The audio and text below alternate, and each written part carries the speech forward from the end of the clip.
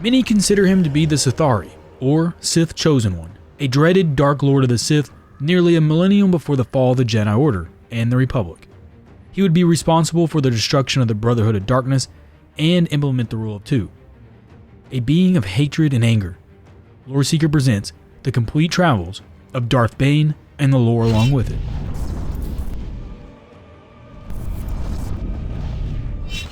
The Dark Lord who would eventually restore the Sith to glory was born in the year 1026 BBY on the planet Apatros, a desolate outer rim planet in the Savarine sector, just barely making it within the borders of the Galactic Republic. Before the human male would become Bane, his father Hurst named him Dessel, but those around him would nickname him Des. Apatros was a mining planet and Des would grow up around the mining lifestyle. Hardworking citizens and the miners along with his father would often bully Des. Hurst would blame his son for the death of his wife, because his mother died during childbirth. Hurst's most famous way of bullying of Des was to call him the bane of his existence. When Des turned 16, he himself was forced into the mining life. Mining cortosis was hard and exhausting, which would turn Des into an extremely strong young man. It was around this time Des would experience the Force, something he would keep secret even to his friend Groshik, a Nemodian cantina owner. Des had experienced the call of the dark side many times, but his ignorance to what the Force really is, he never really understood what it could do. In the year 1008 BBY, Hurst was drinking far more than usual and began to assault Des. This would make him end up with numerous broken bones. Hurst would grow angry at Des because the harder he hit him, the more quiet Des became, not revealing how much pain he was really in. Later that night, Des envisioned his father dying. In his imagination, a giant hand would squeeze his heart. And the next morning, Hurst was dead. Over the next 5 years, Des would grow into a more confident and stronger individual.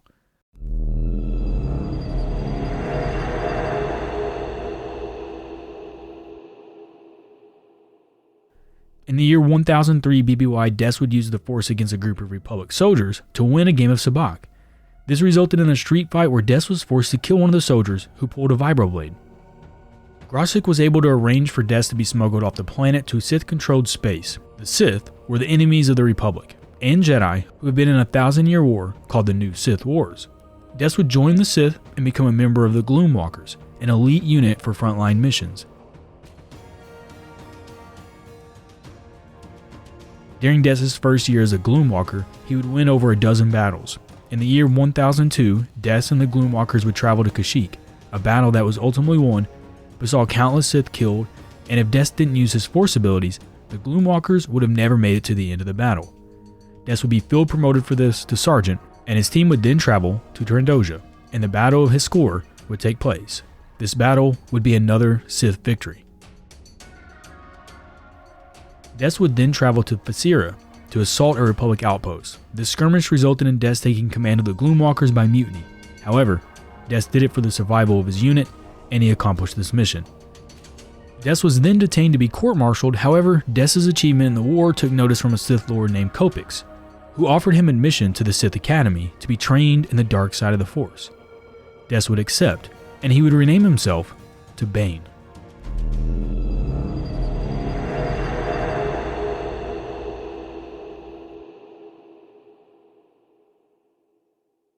Bane would travel to Korriban and begin his path to learn the ways of the dark side of the Force. Bane would waste no time in learning under the Sith Lord Cordus and Kasum, and when the other students would be released from their lessons, Bane would spend his free time in the archives. It was here in the archives where Bane would see much improvement. His self-teachings would lead his mind to more ancient history and lessons of the Sith. The Sith Lords would begin to discourage his study of the old ways and told fellow students to avoid such teachings. Bane would somewhat listen to this, and he would take his extra time to focus more on his physical and mental exercises, such as lightsaber combat. Several months into training, Bane would kill a Makurth student named Fohar, who after beating Bane in training taunted him. Bane killed him with dark Force energy. This act of destruction would bring unwanted attention to Bane. Bane would not take this kill lightly either, as he finally realized he was responsible for his own father's death. Bane began to fear and even question the dark side. This self-doubt took away from his growing Force abilities, so to challenge himself, Bane called out Zyrak, a Zabrak student who many considered the best duelist in the Academy. Bane would lose and suffer numerous injuries. This would completely outcast him. Bane would take refuge in the archives and begin to lose himself in the afternoons, with knowledge of the past. The archives taught him about the title Darth, and Bane would begin to question the Brotherhood of Darkness. While Bane was being outcasted, a Jedi-turned cult named Githani would arrive for training. The two both saw each other as pawns to their plans and would form a false friendship with each other. Bane would receive teachings from Githani about the Jedi and their powers. He would also start private lessons with Kasum on lightsaber combat. Bane would keep his private lessons a secret from everyone in hopes to surpass each student and claim his title as Sith Lord. Bane would be surprised that the archives taught him far more than any other Lord or even Githani could teach him about the Force. Bane finally asked for a rematch with Sirach. Bane would defeat him in humiliating fashion, and Kasum would award Bane with a curved hilt lightsaber.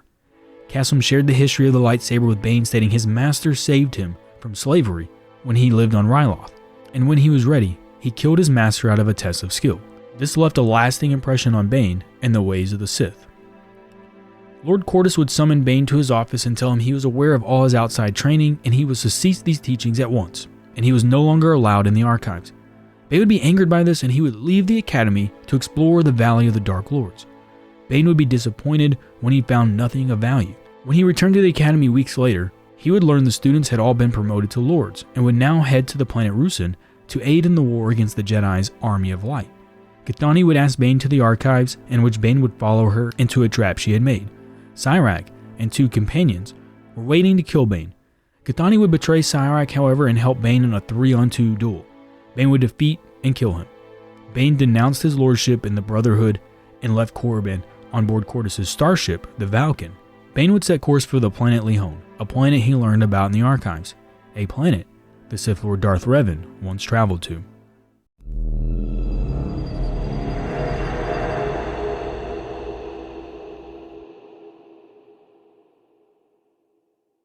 Arriving on Lehone, Bane would begin his journey through the wilderness towards the Temple of the Ancients. He would tame a wild rancor to use for travel, and he could feel a much stronger dark side presence here, more than he ever felt on Korriban. When he arrived at the temple, he'd begin a search for dark side relics.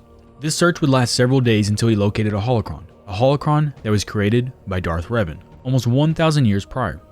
Bane would do what he did best, study. For several weeks, Bane would consume everything he could from the holocron and its avatar, Revan. Bane would consider these teachings to far outrank anything Korriban had offered him, and this would secure his decision in that the Brotherhood was weak and needed to be destroyed to defeat the Jedi. Cortus would track his ship to Lehone and send Kasum to stop Bane and his intentions. He learned of his intentions from a vision Githani had shared with the Lords. Kasum would arrive to Lehone and follow Bane's path to the temple. The two would debate on right and wrong, but ultimately, a lightsaber duel would begin. After a very heated and skilled duel, Bane would finally gain the upper hand to pin Kasum in a corner, but the Blade Master surprised Bane when he took his double-bladed lightsaber and turned them into two separate blades. Kasum always told Bane this form was subpar. Bane had no training against an opponent with his style. Bane was impressed with the deception. Losing the momentum, Bane had to resort to his knowledge of the temple. Leading Kasum to a hallway, Bane unleashed a wave of dark side energy, which Kasum was able to block. However, he was unaware the blast destroyed the ceiling above him, and he was unable to block this debris, and it would kill him instantly. This force tactic, Bane knew he would have to employ again to survive at any cost. While researching Revan's holocron, he learned of the Thought Bomb, a ritual that focused on the willpower of the users to create a wave of force energy to annihilate every force-sensitive being within its parameters. It would also consume the souls of the dead and trap them in a vortex of torment that would appear at the detonation site as a silver orb. This is the same ritual that consumed Athema, so the Emperor Vitiate could use the trapped souls for power. Now Bane would use to destroy the Brotherhood and the Army of the Light. Bane sent the plans to the leader of the Brotherhood, Lord Khan, and advised him it was a gift for the death of Kasum. Khan was convinced by Githani to kill Bane and that his power was not needed. Githani volunteered to kill him. Bane would choose and travel to Ambria to meet with Khan's demands. While he waited, he would think about how he would locate an apprentice once he destroyed the Brotherhood. Maybe it was to be Githani. When she arrived, she baited him into a kiss that was poison. Bane did not alert her that he knew it was poison and allowed her to leave. Shortly after, Bane discovered it was actually two different poisons, and once he began to feel its effects, he gave in to the dark side to aid him. The planet's dark side energy was not enough, and to his luck, a family of two boys and father located him. Bane would kill the sons and use the horror of the father to give him strength, and then he killed the father. This allowed Bane to locate a healer named Caleb. Bane would force Caleb into healing him by threatening to torture his daughter. After he was healed, Bane would actually spare Caleb and his daughter.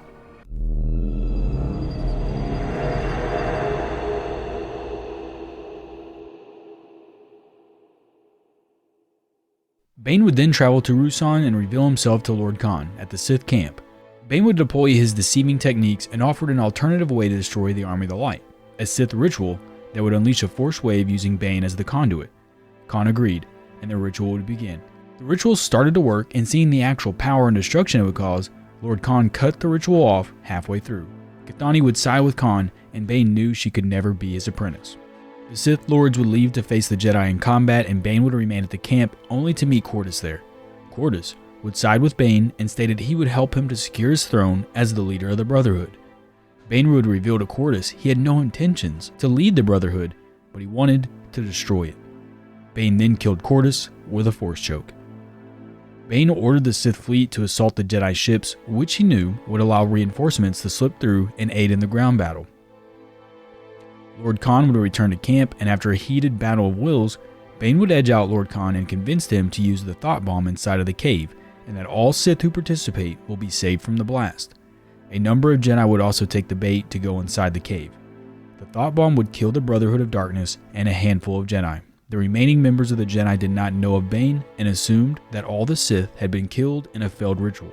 In the aftermath of the destruction and his success, Bane wandered the surface of Ruusan, debating on what to do about his next dilemma, an apprentice. The Force would answer his call and presented him with a child, a Force-sensitive girl named Rain.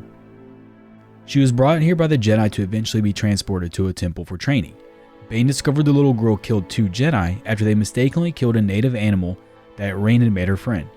Bane was even more impressed that his stature compared to her did not intimidate her in any way. Bane told Rain he was a killer, and she replied that she was also a killer. Darth Bane would make her his new apprentice, and she would be renamed to Darth Zannah.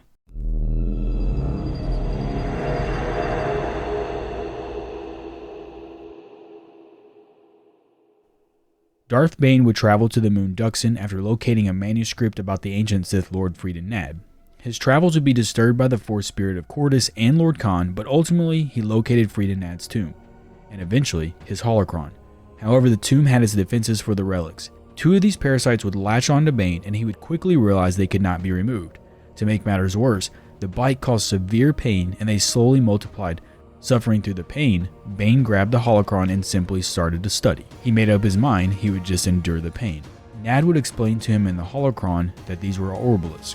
Their shells are impenetrable, even to a lightsaber, but the downfall is the constant pain of the parasite armor. The parasites also were now one with their hosts, so they feed healthy toxins into his bloodstream, making him have healing abilities. Bane soon discovered the pain moved to rage and enhanced his connection to the Force. Bane would study the holocron for several more days, then he tamed a flying beast called a Drexley and took it to Onderon. Through its connected atmosphere, Bane would meet Zannah on Onderon, where the two acquired a ship. The two would then travel to Ambria, where they would spend the next 10 years building resources, intelligent networks, and studying secrets of the Force to one day use against the Jedi, and eventually establish galactic control. In the 10 years, Bane taught Zannah much on his new Rule of Two philosophy. Bane would focus much of his time on patience, planning, and secrecy. In the year 990 BBY, Bane would have Zannah leave for Serrano. Zannah would complete her mission successfully and bring a Force-sensitive being named Hetton and his 8 shadow assassins from Ubaran. The 9 would attack Bane, but the Dark Lord was able to defeat them. Bane would almost kill Zannah if not for her reasoning. Zannah brought them back because she couldn't defeat them alone, and Heaton had the knowledge of the location for a core planet called Tython. Heaton also stated this planet held the secret to creating a holocron, something Bane greatly desired. Bane would extract this knowledge from Heaton, and he would travel to Tython, and he would have Zannah be in disguise to look for answers on his Orbalisk armor. Bane needed to know if they were holding him back. The 10 years were a long struggle. Meanwhile, Bane looked for this answer on how to teach him to create a holocron of his own. After a few trials to locate it, Bane was successful. As all things in life go, choices have outcomes and consequences. When Bane deployed the thought bomb on Ruusan and located Zannah as a child, he allowed her cousin, a boy named Darovit, to live. Darovit just so happened to be in the Jedi Temple on Tython and observed Zannah. Zannah would find Bane and warn him of what had transpired. Bane was ready to face his consequences, or as he would interpret it, as a gift. Bane and Zannah prepared for battle in an ancient Sith fortress. A short time later, a Jedi strike team consisting of Jedi Master Raska Lusu, Jedi Master War Dommat, Jedi Master Valentine Farfelli, Jedi Knight Saro Yash, and Jedi Knight Johan Othon Bane's fighting style was nothing before seen, as he would use his Orbulus armor for defense and swarm his adversaries with offensive attacks. His attacks overwhelmed Farfelli, killing him, and this allowed Zannah to break free of the main group and pick off Rasta and Sorrow. Bane fatally wounded War, and he directed a Force Lightning attack towards the last Jedi left, Johan. War used his last act as a Jedi to deploy a Force protection shield around the Knight.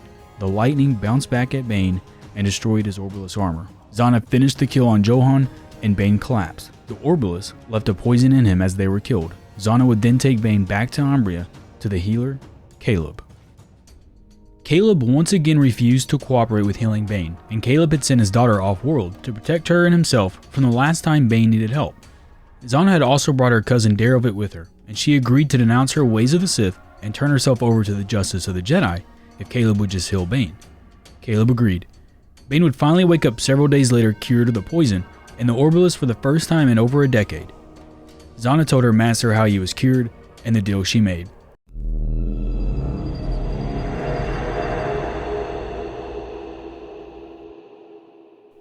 Bane, being too weak to fight the Jedi when they arrived, asked his apprentice to kill him and assume his mantle.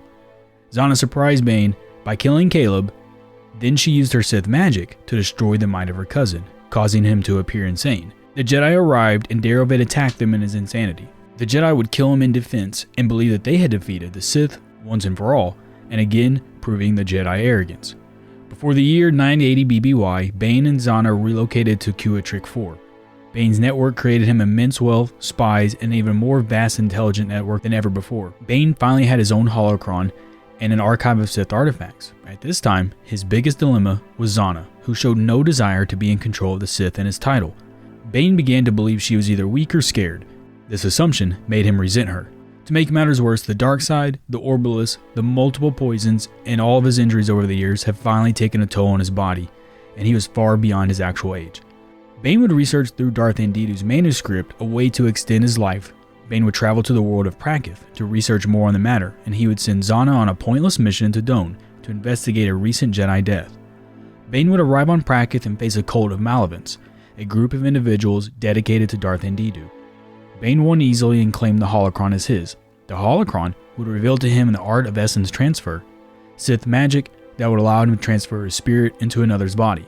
On his return back to Kuatric 4, he was ambushed by a Force-sensitive assassin and a squad of soldiers. Bane was winning the duel, but once again his downfall came by a poison blade. Bane was taken to Done before a woman named Sarah. Sarah was the daughter of the healer Caleb, and she wanted her revenge. She would have Bane tortured with numerous toxins. Bane would say to her that Caleb died because he was weak, and that he himself was captured because he was not strong enough. This revelation fueled Bane with the dark side to keep him alive. A bodyguard named Lucia served with Bane during the New Sith Wars, would free her old sergeant as he had once saved her on Kashyyyk. Bane made his way to the hangar, and he could feel in the Force that Zannah had arrived, but not to save him, to kill him. She had discovered his plan of essence transfer, which to her broke his rule of two. Bane and Zannah would face each other in the hangar. Zannah had a lightsaber and Bane could only defend himself with the Force. Using the same tactic as he did decades ago on Lehone, Bane destroyed the ceiling to crush Zannah. Zannah would survive this and retreat to her ship. Bane would be stopped by the Force-sensitive assassin who pledged herself to Bane, and he made her Darth Cognis. Bane did not want any loose ends. He sent communications to Zannah advising her to come to Umbria for a final confrontation. Bane ordered Cognis to stay out of the fight, and she declared that she would pledge herself to the victor. Bane and Zannah drew their lightsabers and began to fight. Zannah would employ much of her Sith sorcery to her advantage, but Bane had a very good will against such attacks. Bane would use his strength to overwhelm Zannah in close quarters, and the former apprentice used a secret spell to bring dark side tendrils around her. Bane was hit by one of them, which caused him more pain than he had ever felt in his entire life, enough to make a lesser being lose consciousness. Bane used the pain to send a volley of lightsaber attacks that disarmed Zannah. A tendril rose up and grabbed Bane's arm, completely vaporizing it. Bane's last plan was to attempt his essence transfer. Bane and Zannah would match their wills in the Force, and Bane's body would be destroyed and turned to ash by the power of the ritual. Zannah, a master of Sith sorcery, defeated her master. Zannah was left as the last one standing. Now the Dark Lord of the Sith took Darth Cognis as her apprentice and continued the rule of two.